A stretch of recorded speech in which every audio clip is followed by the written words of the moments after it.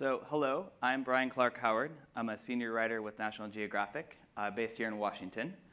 And normally I write and edit content primarily for the website, although I also collaborate with the magazine, with TV, with social media, and across our other platforms.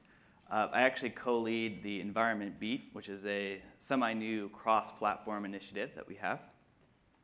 I've actually been an environmental journalist for about 15 years. Covered Western issues over many of that time, including dam removal, which is something you'll hear a little bit more about from our esteemed panel. I've found that dam removal is particularly popular, particularly resonates with a lot of our readers and viewers at National Geographic, and we might talk a little bit about why we think that is. I also do have some experience in the philanthropy world. I have done some time as a grant writer, so I know, at least from that side, how challenging that can be. Maybe corresponded with some of you in the audience. I also helped National Geographic launch Change the Course, which was a multi-partner, multi-platform campaign started just a few years ago to restore rivers around the world. And it was a bit of a new model of philanthropy that included corporate partners, activating individual participants. We had particularly had a strong focus on millennials, and that campaign continues today. So now I'd like to introduce our panel. Joining me is Philip Rigdon, who is the Deputy Director of Natural Resources for the Acma Nation. Thank you for being here. Thank you. And then we have Michael Scott. He's the Acting Director of the Environment Program of the Hewlett Foundation. Thank you. And Lisa Pike Sheehy. She's the Vice President of Environmental Activism for Patagonia. So thank you. Thanks. So I'd like to start with Michael. The Hewlett Foundation is now celebrating its 50th anniversary. And since the beginning, environmental conservation has been a core part of the foundation's mission. I'd like to hear what you have learned and how the approach to giving has evolved over time.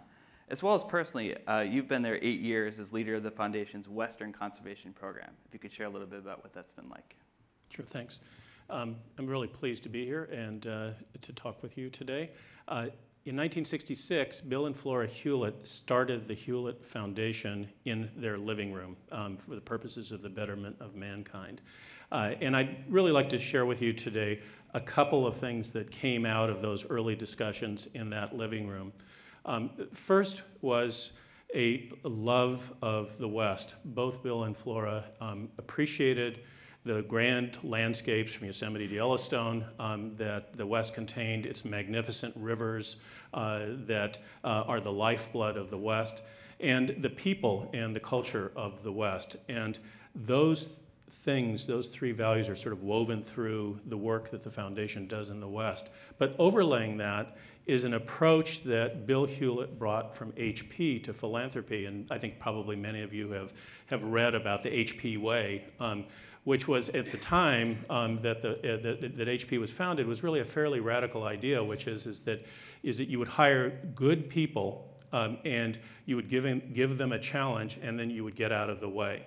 And what's come to sort of, I think, amplify the Hewlett Foundation is this notion that we provide grants to good organizations, and the board focuses quite a bit of its time on ensuring that enough of the grants that we give are what are called in the field general support grants, that we are essentially providing good organizations with good resources to do good work out in the field. And what we've come to learn over the intervening 50 years of work is that if you stick with an issue, you stick with a problem, whether it is helping protect the land and the water and the communities of the North American West, through close partnerships with the NGO community and with communities writ large, that you build up expertise, you build up that good expertise within the communities, and you build up the same expertise within the foundation. And that same philosophy that the foundation uses in its grant making also applies to the way in which it approaches its staffing. You hire good people and you get out of their way. And I've had the privilege of working under two separate presidents at the foundation, and both of them really walked that walk. They would hire good people, and as much as they wanted to get into the issues with you, and they recognize that their role is really to stand back and support the people that get hired. So this melding of this deep appreciation that started with the family 50 years ago for the American West with the HP way, I think has proven to be very valuable and productive at getting results for the foundation. Great. I want to go to Lisa for a moment. So Patagonia has a very unique and exciting approach to philanthropy. The company has given more than $74 million, but actually eschews the term philanthropy internally. Instead calls its giving its earth tax. I wonder if you could tell us about why that is and how this approach has evolved. Sure, thank you, and thank everyone for being here and for the Smithsonian for putting this on. I'm honored to be on this panel and to participate.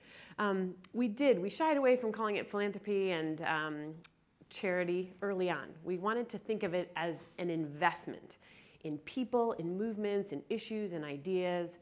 And being a business, we felt that it should be a part of our business model. So we did. Early on, we called it an earth tax. And that was really born out of a desire to be fully transparent with our customers and with ourselves and be honest in saying, no matter how hard we're trying to be the most sustainable and have the least amount of harm in our processes, whether it's manufacturing or supply chain, and have the lightest footprint, there are times where, as a business, we are using the Earth's natural resources at a rate that it cannot sustain over time.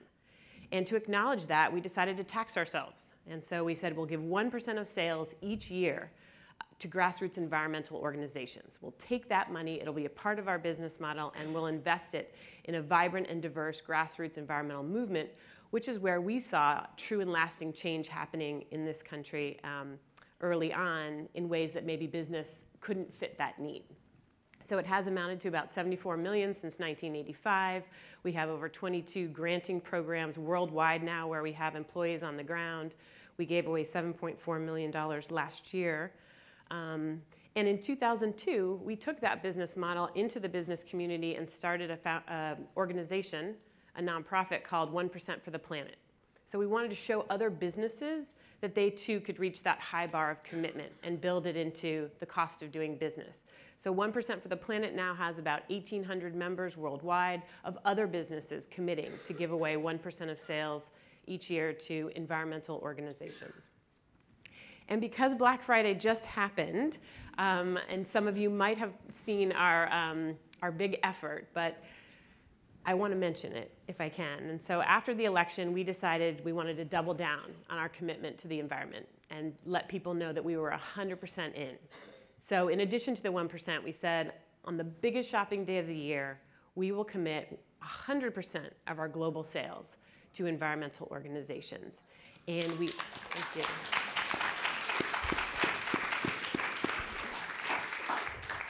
And it really was in reaction to what was happening, and we came together quickly about 5 days before, and I wanted to report out to everyone here because some of you might have participated in it. We did 5 times as many sales than we've ever done on Black Friday, and we were able to raise over $10 million, which we will now pay back out to environmental organizations.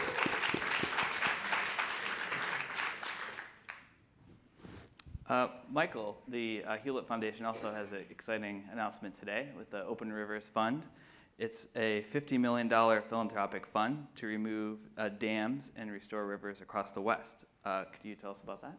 Sure, but first I have to tell Lisa that my wallet is a little lighter because yours and a few other people. I participated on Friday on that.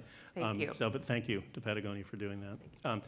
So remember, I mentioned that Hewlett sort of keeps its finger on the pulse of communities throughout the West, and one of the things that we had started to notice is that our grant making on water work in the West was starting to turn up these opportunities to remove dams, outmoded, obsolete dams that posed hazards to communities because they outlived their lifespan, or because they were posing water quality risks to communities. And many of these dams and many of the dams that exist in the West are way past their useful lifespan. There's tens of thousands of dams that are dilapidated and are in need of removal. And we started to see, as Phil, as you were talking about early on, we started to see this movement in the West of communities starting to focus on the need to take down dams that threaten their communities, that threatened fish-run species, that threatened the rights of Native Americans to exercise their treaty rights. And so what the foundation did is that there was this beautiful melding between our 50th anniversary and this nascent need in the West of removing dams. And so the board decided it would give a $50 million grant in honor of its 50th anniversary. And what it chose to do was to create the largest dam removal fund that philanthropy has ever created, a $50 million fund. It's a 10-year sinking fund that will be available to remove unneeded dams that threaten communities, that will cost taxpayers money by leaving them up and threaten the environment. The estimates are that there are tens of billions of dollars in needed repairs to some of these dams, and that most of them would, that if they came down, would save taxpayers huge amounts of money. So we created this fund that we're announcing today, and it will reside at a place called the Resources Legacy Fund in California, and be available to communities around the West. And the characteristics of this fund is that we are putting wind in the sails of communities. We're not going out and saying, we're going to take this dam down, or we're going to fund this advocacy effort to build support for this particular dam removal. We are responding to the needs of communities to remove unneeded dams in the West. And whether that's first in money, or whether it's money for engineering, or whether it's the last takeout dollars that are needed, or whether it's to build new financial models that will work to remove dams far into the future.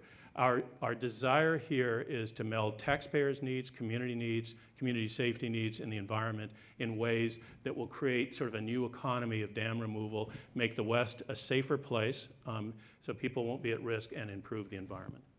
I love that term, deadbeat dams, by the way. Well, okay. Anytime I can get that into a headline. So Phil, the Yakama Nation has been working hard on broad conservation plans for the Yakama River system, and it can include several dam removals. As the Deputy Director of the Natural Resources for the Yakama Nation, can you tell us about this overall plan? So a couple things. I think, first of all, thanks for allowing me to be here. The importance of what we're talking about is, I come from Yakama Nation. We're kind of south central Washington State, but we were one of the Columbia River tribes, and we were supported and had one of the first economies in the Northwest based off of our salmon. We traded with tribes in the plains out to the coast. Our treaty rights associated fall into this. We did an agreement, and we ceded all this land. And in that agreement, we reserved the right to travel to trade. We reserved the right to fish and gather foods and continue our culture. And it's a foundational part of since time immemorial, of our ability to do this. But there's a culture aspect that I think is really important to us.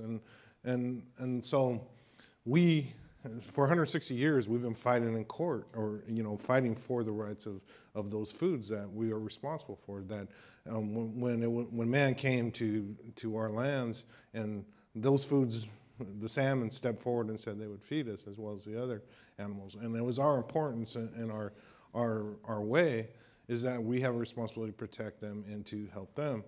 And so most of the time we were fighting through the 70s, 60s, and 70s for kind of the right to make sure we have access to fish. Our leadership at the time saw, because of dams, because of forest practices and roads and all these other things, that the salmon were disappearing. And the really important part that I always look at my leadership, they said, if we're going to fix the problem, what good is a treaty right if you don't have the salmon in the rivers for that treaty right?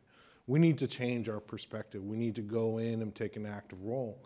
We need to build a community of people working with the mission to restore the salmon runs. We'll use the court systems, which we historically have done very well, but we'll also build the community that works to do that. It takes philanthropy, it takes the environmental groups that we work with to help us move some of these objectives, and that's a really important part for us. But with that idea, we put together a mission of restoring the Acma Basin, Klickitat Basin, which are both key tributaries. And we moved those things into a place where we fought for our water rights. And we're one of the only tribes in the country that actually has a state-recognized in-stream flow right for fish. But after all those battles and all those things, what we witnessed is that we didn't get everything we needed to support the long-term sustainability of restoration and the fish, and the irrigators and the other folks that historically we've been in battle with didn't get what they needed, and I think that changed the perspective. We needed to come back to the tables, and we put a mission, and that mission is how let's look at the systems and how we get to what we need to, and how we restore and have that responsibility back for the salmon, back for the other foods that are a part of this. And inside of that, that's the partnerships that build. Partners that historically we couldn't be in the same room with the irrigators without our attorneys, to now we go to congressional delegations together and we visit, and I know, these guys, these folks' kids, and they know who I come from and where I come from and my community in a way that we've never. Our missions are things, and these things are driven by the partnerships that we have with, the different folks, American Rivers, Trout Unlimited, the Wilderness Society, all of these different organizations, but it's having these funds such as what has been discussed today. The ability to help us make these things happen is really important, and that's where philanthropy plays a big role. That's great. Could you tell us a little bit about your experience with the Conda Dam removal and what you might take away from that? So in 2011, Pacific Power in the Northwest had a dam on the White Salmon River. They were looking at relicensing it, and we came in and said that you need to put fish passage on there, because this had, for 100 years we haven't had fish pass there. They did an analysis. They realized that it wasn't going to work, so they agreed, and we worked. And this was really important work with the Philanthropy, American Rivers, and the type of things that the Hewlett Foundation and other folks are doing. We then went into a long-term kind of negotiations on how to do this. In 2011, we celebrated that with the removal of Conda Dam. The real fascinating part is we have programs on how to restore these basins, and what we wanted to do, and we thought we would have to supplement and do some things to get fish back in there. But steelhead were back in this basin within 3 months after that was. The real exciting part is this river is called White Salmon River for a purpose. It's the fall Chinook that once inhabited there. We have a program that we're trying to do to make sure that the fall Chinook get to the watersheds that they are. There's still diversions and other things that are impediments, but through our continued effort and the partnerships that we have, we do see the exciting times of the kind of restoration that's necessary. There's an area in Houston that our people traditionally had scaffolds, and we would spearfish or net fish and those kind of things. We're excited someday that a generation from now we'll be able to do those things. We'll be able to go in there and fish as our ancestors have. We'll be teaching the lessons and the ability for us to be able to be a part of that landscape that is very important to many of the families of our people. And I understand you're working with the Hewlett Foundation on the Nelson Dam, which might be a kind of one of the initial cases for the Open Rivers Fund. I wonder if you could give us a little peek into that. So the Nelson Dam falls into kind of the Acma Basin, and this is coming together, and I really want to talk about this. We saw in the basin, like I said, I said that everybody was not in agreement on where we should go. We came to this idea that let's talk about how do you have salmon and irrigation and these kind of things, and we want to look at diversions. We want to look at these small dams and these things and how to make sure that fish have access. Well, this was a diversion dam. The Nelson Dam was put in for irrigation purposes. It was backing up and creating flood issues and a safety concern for the community. And so but it also was stopping access for salmon and fish into there, and some of the work that the tribe was seeking to do. And so pulling those two things together, you know, using with the Hewlett Foundation and these kind of things, we're going through the permitting process right now, and some of the final engineerings, and next year at some point we will remove the dam in 2017, 2018 is kind of the projection. That's exciting. This opens up a lot of miles, or you know, more habitat for steelhead, and more, you know, it helps do things that are necessary that we would like to see with respect to the restoration in the basin. Lisa, Patagonia has been passionately working on dam removal for a few years, kind of famously producing the award-winning film Damnation and doing lots of other efforts. Can you tell us why? Yes. So we are very fond of quoting David Brower, the U.S. conservationist, which all of you in this room are probably familiar with. And he famously was asked by a crowd once, "Why are you environmentalists always against things?"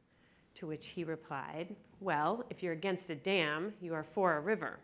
And I think essentially at Patagonia, that's what we're for. We're for free-flowing rivers, for all the reasons that we've already started to talk about on this panel, for people and communities, for wildlife and the ecological integrity of a watershed, as well as for the recreational benefits that free-flowing rivers bring. So I think essentially it's in our core. We are kayakers and fly fishermen and bird watchers and get a lot of pleasure from free-flowing rivers. And it was punctuated about 4 years ago when we decided to create Damnation, which was our first commissioned full-length feature documentary about dam removal, because we felt that there was an opportunity to highlight, as Michael was saying, these 50,000 plus deadbeat dams across the country that are no longer environmentally damaging, no longer economically viable, they are hazard risks, and they need to come out.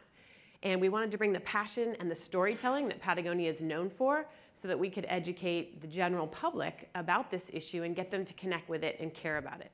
And that was a really pivotal moment for us. But the passion has to go back to our own backyard, as environmental stories often do.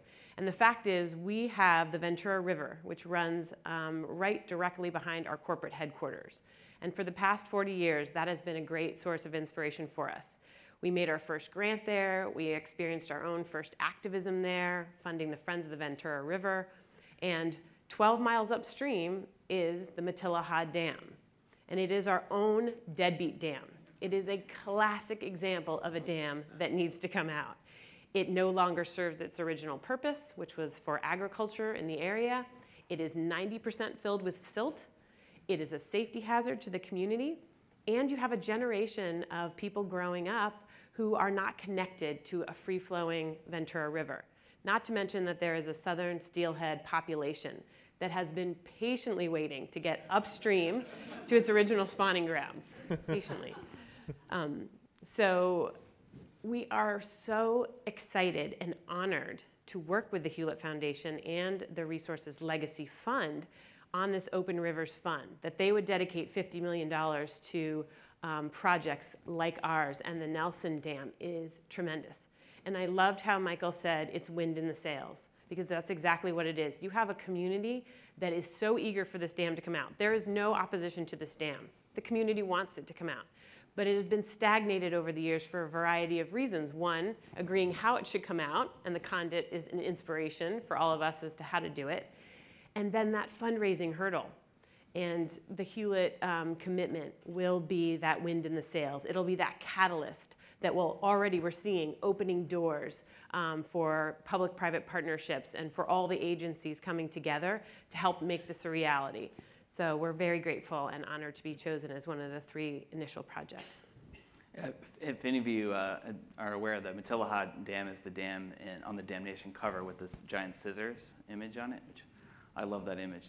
I think it's a really inspiring, powerful image. So this question is for kind of anyone who'd like to jump in. But there's been an emerging debate about the sort of total picture of dams. We've talked about some of these issues, but one that hasn't really come up is climate.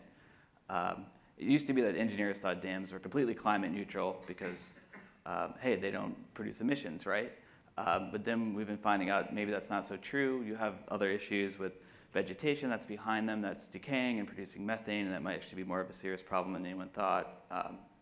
There's also debate about how dams can play into climate resilience, whether the dam is there or not, helping the community and ecology build in resilience. I just wondered if anyone could kind of share thoughts about that. Sure, I can talk about that, but just I wanted to mention one thing before that about how much these two examples sort of are emblematic of what the Open Rivers Fund is about.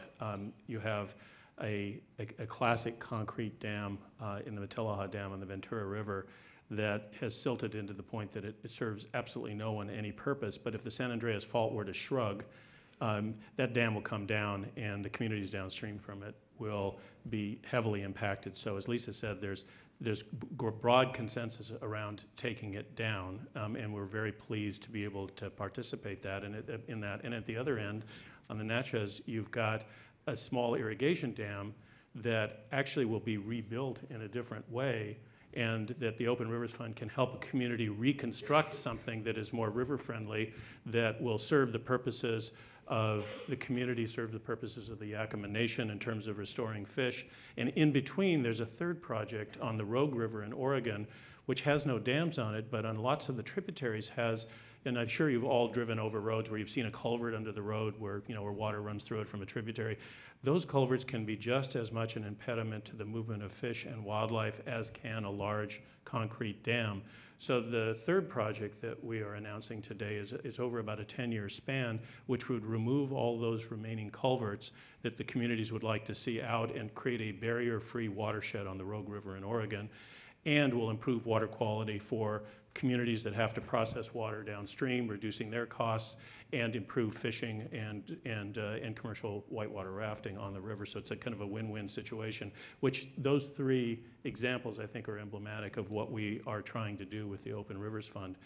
But as Brian pointed out, one of the things that we're also learning is that because water is such a scarce commodity in the West, and we know that climate change will increase drought and reduce the amount of water available, that we need to increase resilience in the West.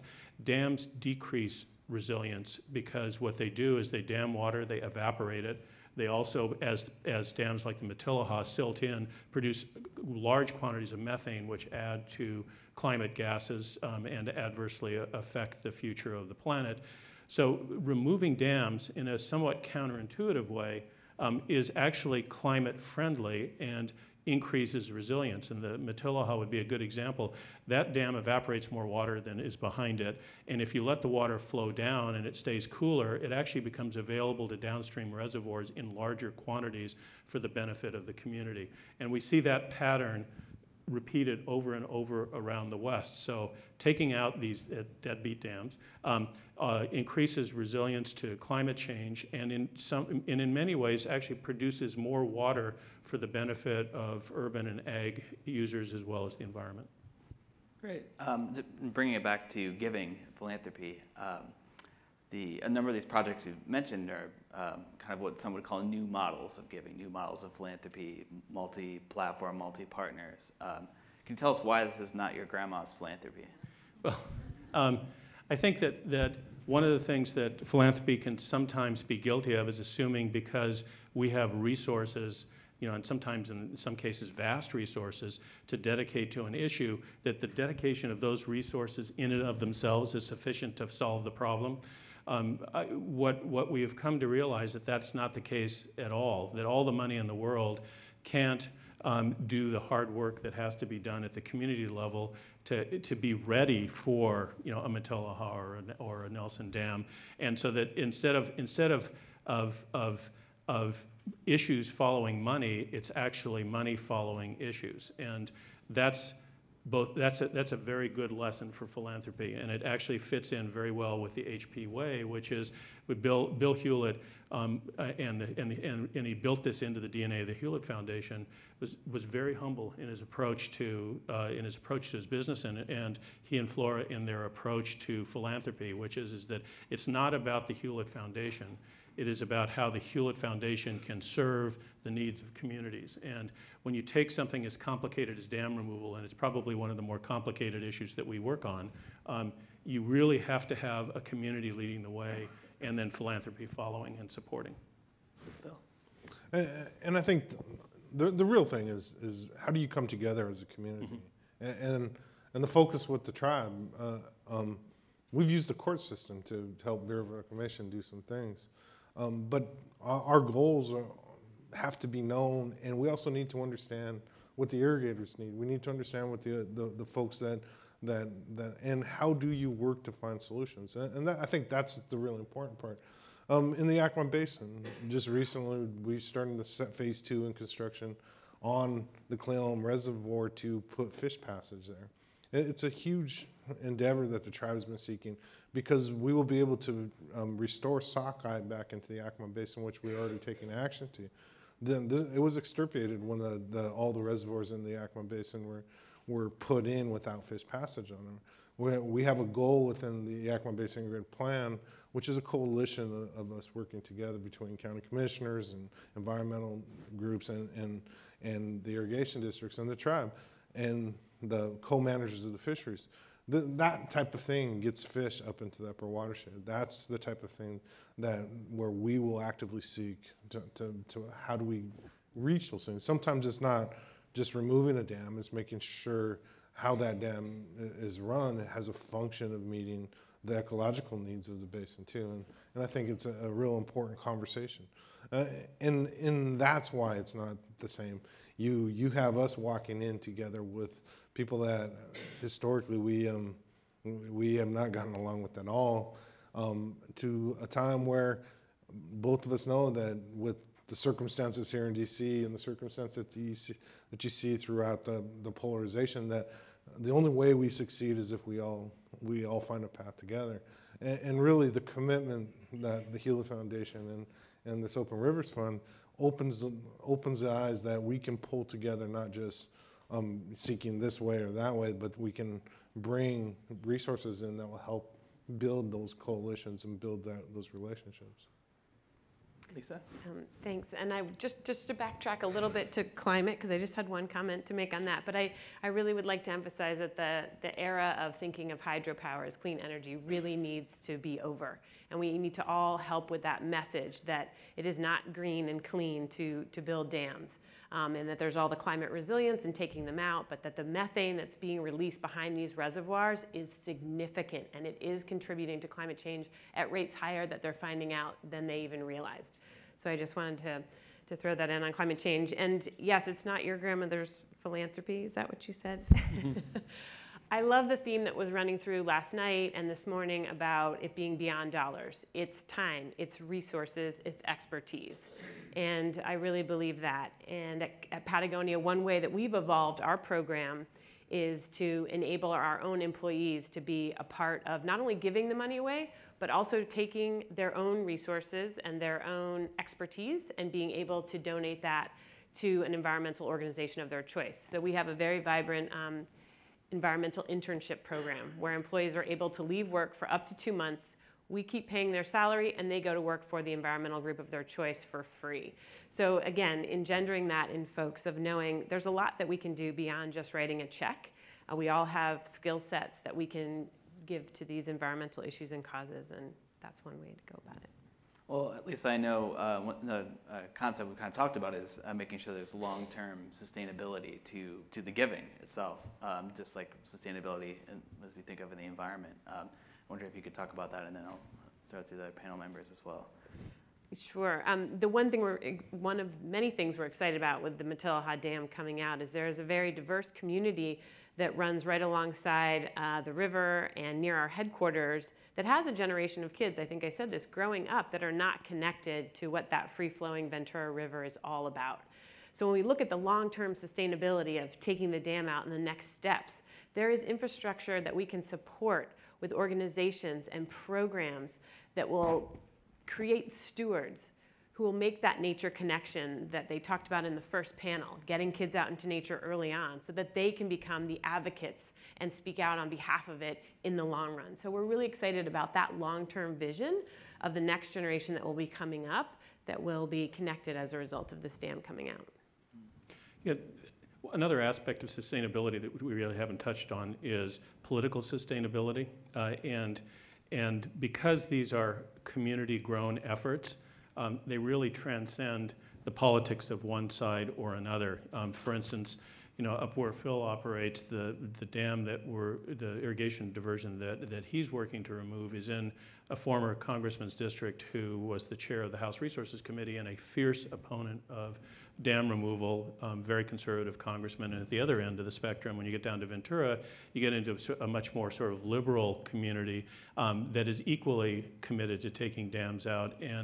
And the best insulation against the vagaries of sort of the political landscape is to build community support for something that is bipartisan in nature. So, I suspect on some of your minds is a question about what does the change in the administration mean for this kind of project? My guess is not a lot, because these are efforts that would be homegrown, that build at the local level, and will be, as a result, pretty insulated, I think, from. Very important. And so as you talk about this realm that we're moving into, I think there's some exciting, there's nervousness, but the uncertainty with climate change and where those things are, all those things add into this thing that we need to take action now as soon as we can. Things aren't going to get cheaper. Things and the resources that we value become in jeopardy more and more all the time. The other thing I did want to mention, and I think I always get into this conversation because I as a tribal member, we speak for those things that can't be spoken for, the fish and the other resources. And I was at this meeting, and it was always fish versus the ag, fish versus the forestry, and I had to explain to them it's not fish versus anything, it's man versus man. Because our people gathered the fish, our people used it in ceremonial purposes. We use it to feed our people, and we use it in commerce. And I think it's an important thing. Is having good functional rivers is an important part of an economy, and it's man's choice between growing apples and hops versus having a river that supports salmon. And we're working to try to how can we have both in that parameter. So I just wanted to mention that. Well, that actually reminds me a little bit, we were talking earlier, and Michael, I believe it was you who said, community is the solution, money is not the solution, and I think that kind of ties into that, but I wonder if you had any more thoughts about why that is. Yeah, because I think that's right, is that money doesn't buy the answer. Money can enable an answer that communities have come up with.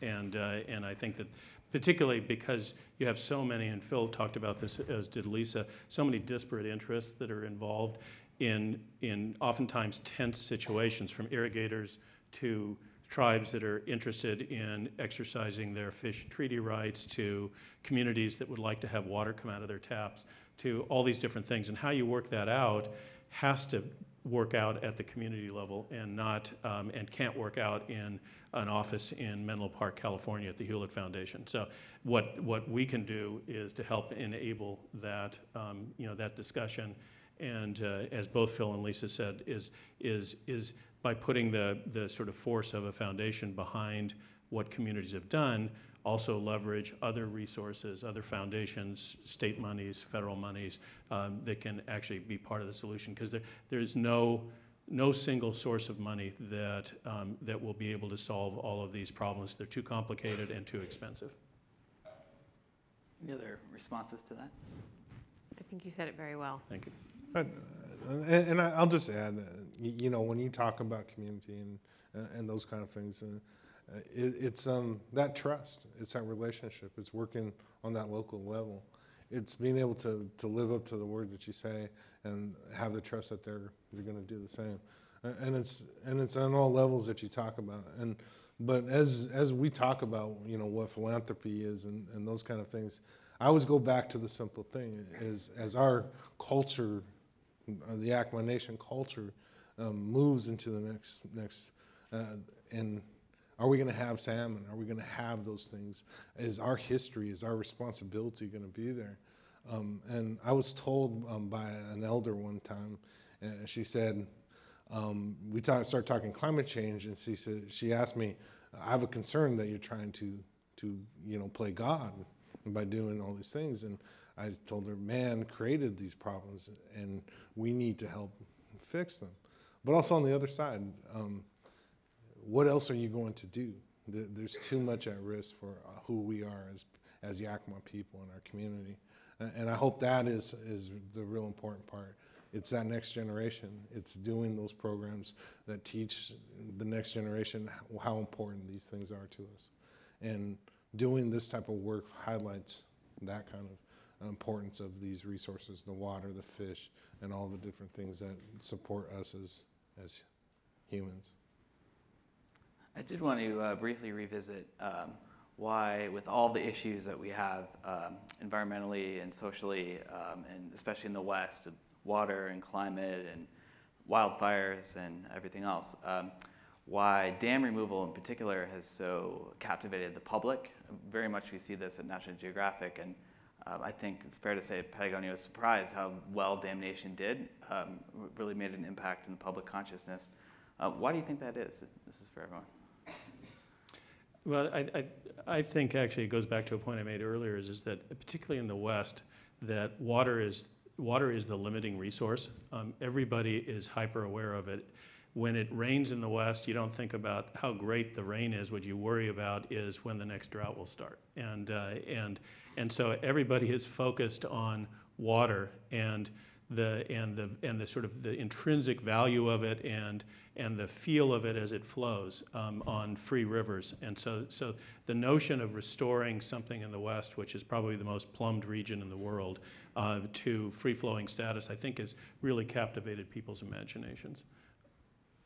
Yeah, and I think with damnation, it's not about taking out the dam as much as the community that's behind that, mm-hmm. and what all the aspects that will flow from that as a result. And I think with damnation, we tapped into that storytelling. It's telling the stories that Phil has just shared with us today, and other stories like that about communities coming together for a variety of reasons for removing those dams. That's actually very, very emotional. And of course, there's scenes in the film where they blow things up, and people like it when you blow things up sometimes in a good way.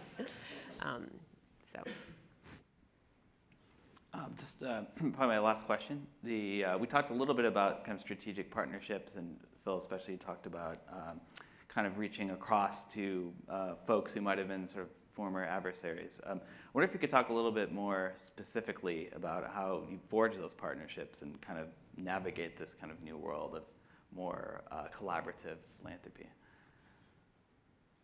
And this is for anyone who'd like to answer. Well, it's to Phil's point. Oftentimes, collaboration is built of adversity. Phil mentioned that the tribes have gone to court to enforce their rights. They've done it in Washington. They've done it on the Klamath, on the California-Oregon border.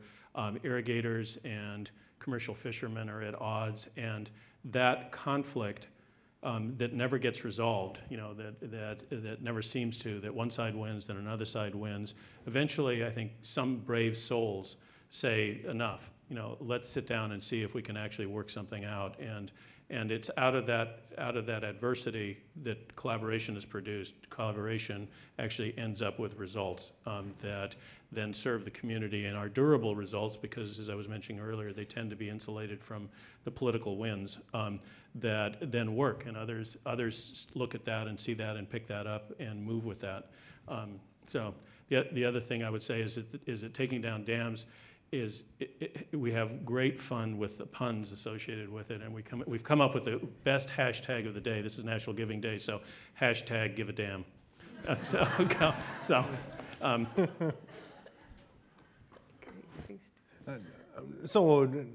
I think an important part is understanding it, and it's easy to walk in and I demand this and those things have been part of the past. But I do think I was at a meeting and we historically have fought with the commercial fisheries on the Columbia River for generations. This family came up to me with one of my councilmen, and they started shaking their hands, and they go, "We want to thank you. There would be no salmon in the Columbia River if it wasn't for what Yakimans have done." And I think that opens your eyes that we do have a lot more common interests than we do.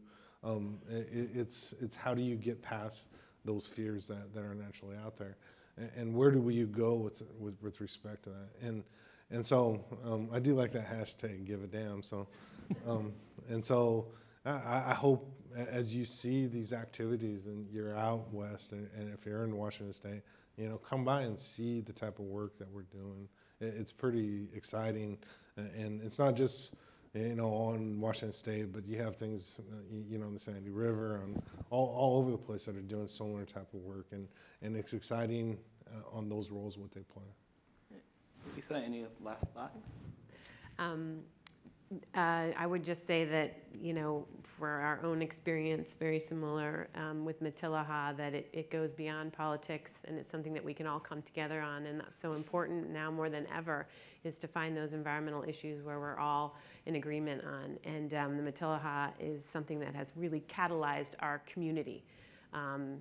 Nonprofits, government agencies, resource agencies at the local and state level, and then average everyday citizens in their lives wanting to see that dam come out and that river free flowing. So it's very exciting. Great. Well, thank you. Thank you for your attention.